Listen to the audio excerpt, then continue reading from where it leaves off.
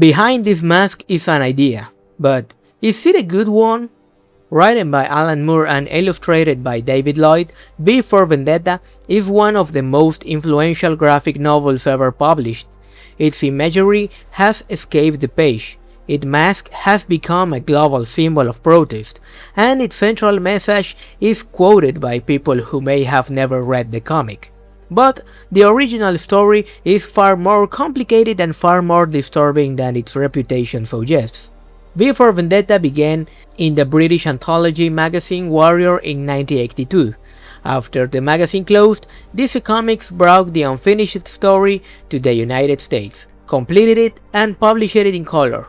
The comic imagines a near-future Britain that survived a devastating global conflict only to fall under the control of Norsefire, a fascist government built on surveillance, propaganda, religious extremism, and the persecution of anyone it considers undesirable. Then we meet V. Hiding behind a Guy Fawkes mask, V is intelligent, theatrical, cultural, and completely committed to destroying the government. He is also a terrorist. After rescuing a 16-year-old named Evey Hammond, V brings her into his campaign against the regime. But he is not a traditional superhero, and Evey is not simply his sidekick. As their relationship develops, the comic forces her and the reader to confront an uncomfortable question. Can someone liberate another person by controlling them? That contradiction is what makes V such a fascinating character. He fights oppression, but his own method can be manipulative and cruel. He speaks beautifully about freedom while deciding what freedom should mean for everyone around him. Opposing him is Adam Susan, the leader of Norsefire government. Susan is not simply a dictator sitting in a dark room and laughing. He genuinely believes that absolute control is necessary to save the country. His closest emotional relationship is with Fate, the computer system through which his government watches and manages Britain. Between these two extremes stands Eric Finch, the detective hunting V. Finch works for the regime, but he is neither a fanatical nor completely without a conscience. His investigation gradually becomes a search for the truth about V, the government, and his own participation in the system. This is why describing V for Vendetta as a simple battle between good and evil misses the point.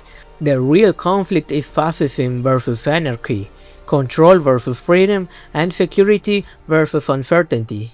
Moore does not offer an easy solution. Instead, he asks whether a society can destroy an oppressive system without becoming something equally dangerous in the process.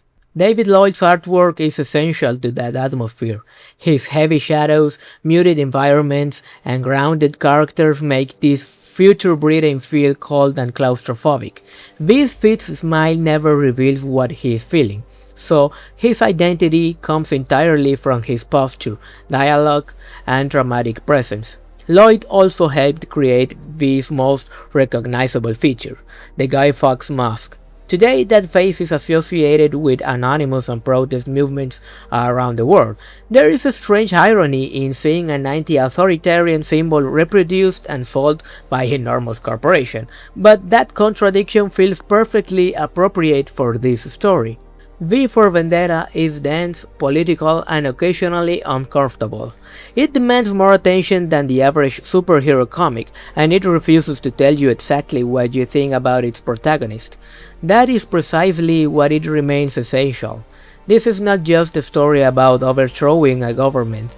It is a story about what happens after the government falls, and whether an idea can survive the person hiding behind the mask.